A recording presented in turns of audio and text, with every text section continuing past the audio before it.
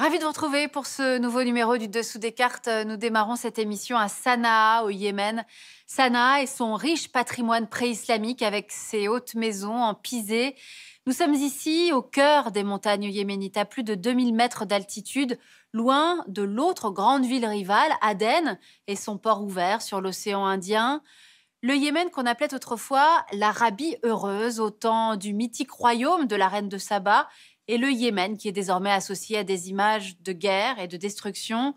Alors nous allons vous raconter ce pays et ses divisions territoriales nord-sud qui ont jalonné toute son histoire, vous allez voir. Le Yémen, également victime de sa position géostratégique qui a toujours déclenché convoitises et ingérences des puissances étrangères, avec aujourd'hui, bien sûr, le conflit régional larvé entre Arabie saoudite et Iran, mais aussi le jeu trouble des Émirats, vous verrez. Le Yémen, une histoire complexe qu'on ne peut donc comprendre sans les cartes. Le Yémen est situé au sud de la péninsule arabique. Sa superficie est équivalente à celle de la France. Il a pour voisins Oman, l'Arabie saoudite, l'Érythrée, Djibouti et la Somalie. Il est bordé par la mer d'Arabie et la mer Rouge, dont il contrôle en partie l'accès avec Djibouti via le détroit de Bab el-Mandeb, par où transitent 5 millions de barils de pétrole par jour. La capitale du Yémen est Sanaa, et le pays compte environ 30 millions d'habitants, ce qui en fait le deuxième pays le plus peuplé de la péninsule arabique, derrière l'Arabie saoudite. La position stratégique du Yémen a permis très tôt la constitution de royaumes qui ont connu leur apogée au 7e siècle avant Jésus-Christ, notamment celui de la fameuse reine de Saba. Mais évidemment, cette situation privilégiée du Yémen va susciter la convoitise des grandes puissances à mesure que se développe le commerce mondial. C'est tout d'abord l'Empire ottoman qui va occuper le nord du pays sans totalement le contrôler. Puis l'Empire britannique qui annexe le sud de la péninsule et va faire de la ville d'Aden, à partir de 1839, l'un des relais clés de ses routes commerciales vers les Indes. Avec la fin des empires coloniaux, le Yémen du Sud va accéder à l'indépendance en 1967 et former la République démocratique populaire du Yémen.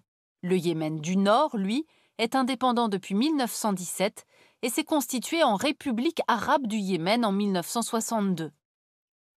Nord et Sud vont constituer deux entités séparées, avec des régimes politiques, on va le voir, très différents. Au Sud, le gouvernement est dans la sphère d'influence soviétique. La République démocratique populaire est le fruit d'un soulèvement nationaliste lié au développement induit par la présence anglaise. Sa capitale est Aden. Au nord, la République arabe du Yémen est-elle pro-occidentale et soutenue par l'Arabie saoudite. Sa capitale est Sanaa. Si les deux républiques entretiennent au départ de bons rapports et cherchent à s'unifier, le contexte de la guerre froide et l'instabilité des deux gouvernements yéménites, entretenus par l'Arabie saoudite qui est contre la réunification, vont retarder le processus. La République du Yémen unifiée ne verra donc le jour qu'en 1990, 20 ans après l'indépendance du Sud et après une guerre civile qui aura fait près de 200 000 morts. Et il faudra encore 10 ans pour qu'en 2000, le pays règle le conflit qui l'opposait à l'Arabie saoudite au nord du pays et obtienne la reconnaissance de ses frontières actuelles. C'est Sanaa qui est devenue la capitale du pays unifié aux dépens de sa rivale Aden. Et c'est l'ancien président du Yémen du Nord, Ali Abdallah Saleh, qui gouverne.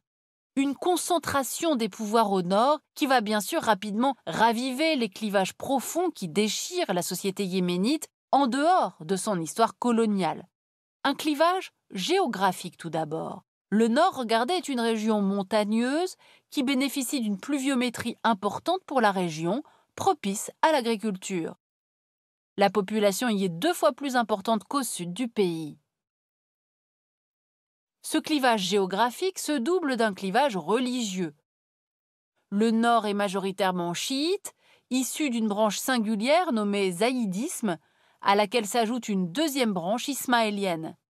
Le sud, lui, est majoritairement sunnite, d'obédience chaféite. S'ajoute enfin un clivage généalogique entre populations tribales qui se revendiquent de l'ancêtre des Arabes du Sud, Qattan, et celles qui prétendent descendre d'Adnan et du prophète Mohammed, venus du nord de la péninsule, qui jouent un rôle politique et religieux central au nord. Tous ces clivages font que l'unification signée en 1990 va être rapidement mise à mal. Dès 1994, les populations du Sud cherchent à faire sécession.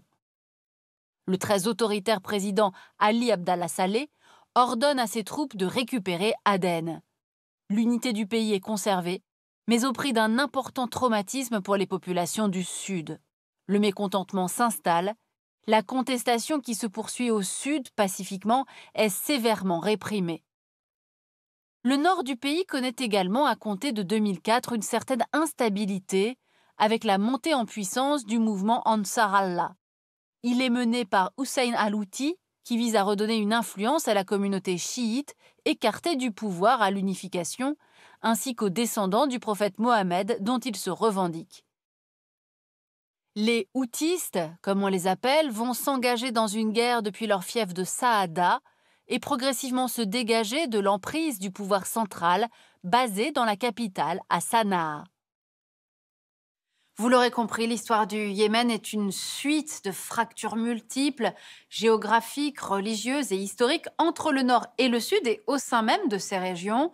Au XXIe siècle, les affrontements entre les différentes factions qui revendiquent le pouvoir au Yémen n'ont pas cessé, maintenant les populations dans une situation de guerre civile au fond quasi constante depuis 30 ans, avec l'ingérence, vous allez voir, de plus en plus forte des puissances voisines.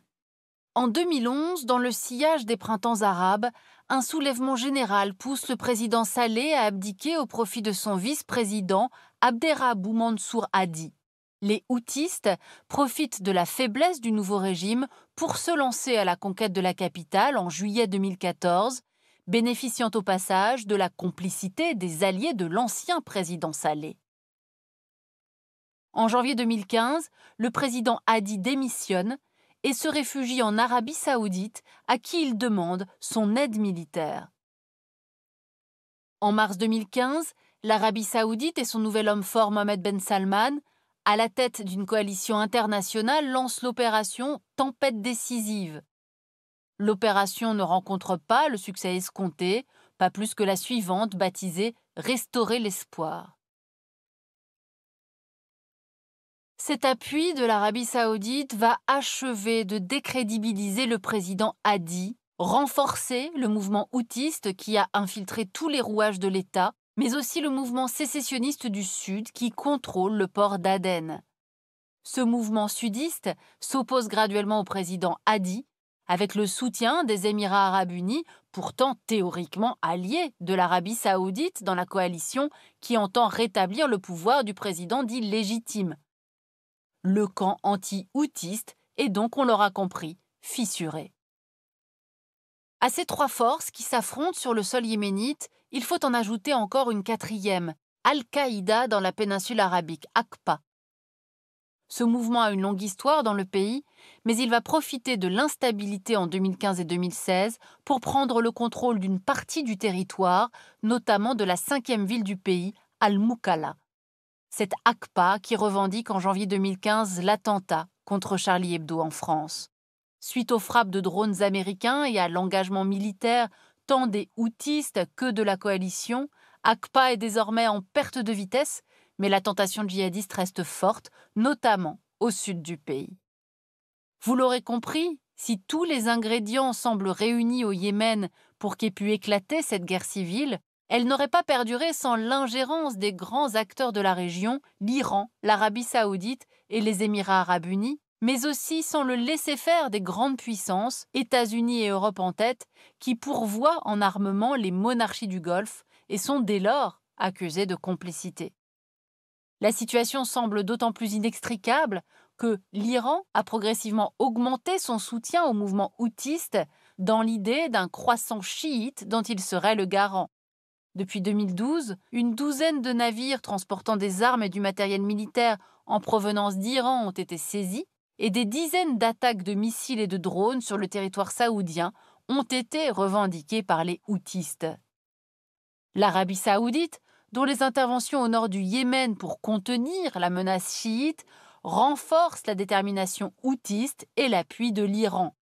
Ces interventions sont aussi, dans l'esprit de certains, une façon pour les Saoudiens d'affaiblir un voisin qu'elle a toujours considéré comme un concurrent potentiel sur le plan politique, démographique et commercial.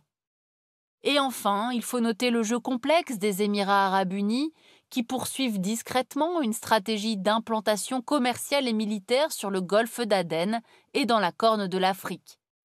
Le Yémen est sur leur plan de route et ils n'ont pas hésité à jouer un double jeu avec l'Arabie saoudite en soutenant les sudistes pour servir leurs propres intérêts.